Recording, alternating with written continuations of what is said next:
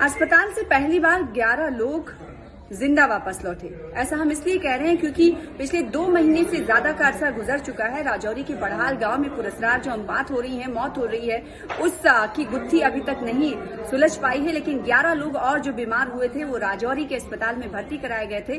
खुशी की खबर, राहत की खबर ये है कि वो वापस लौट रहे हैं सेहतयाब होकर।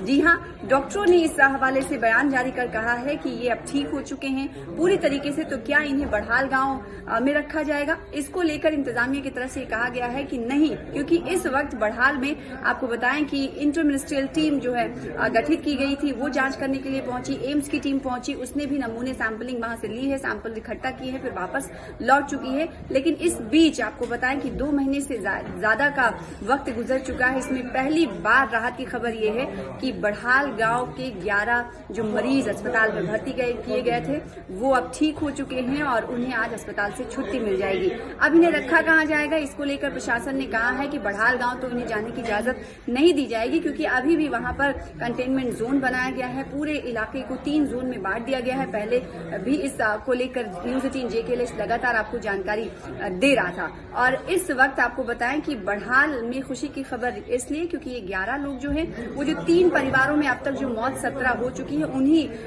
परिवारों से इनका ताल्लुक है, जिसमें महिलाएं और पुरुष दोनों शामिल हैं। तो राहत की खबर ये है कि 11 लोग सेहतयाब होने के बाद आज उन्हें राजौरी के अस्पताल से छुट्टी मिलने वाली है। और इस वक्त गांव में क्या कुछ चल रहा है, गांव में ये कि टीम्स आ रही हैं और स्थानीय प्रशासन की टीम पहले से ही यहां पर मौजूद है। और लगातार वही सवाल अभी भी बरकरार है कि आखिर जो 17 मौत अब तक हुई हैं वो किस वजह से हुई है, इसकी गुत्थी अभी तक नहीं सुलझ पाई है। लेकिन डॉक्टरों का ये कहना है कि कहीं न कहीं आशा की किरण दिख रही है उन्हें कि जो लोग अब सेहतयाब हुए हैं, जिनकी संख्या 11 है, उससे आशा की किरण इसलिए दिखाई दे रही है कि उनकी जो दवाएं हैं वो इन मरीजों पर काम कर गई।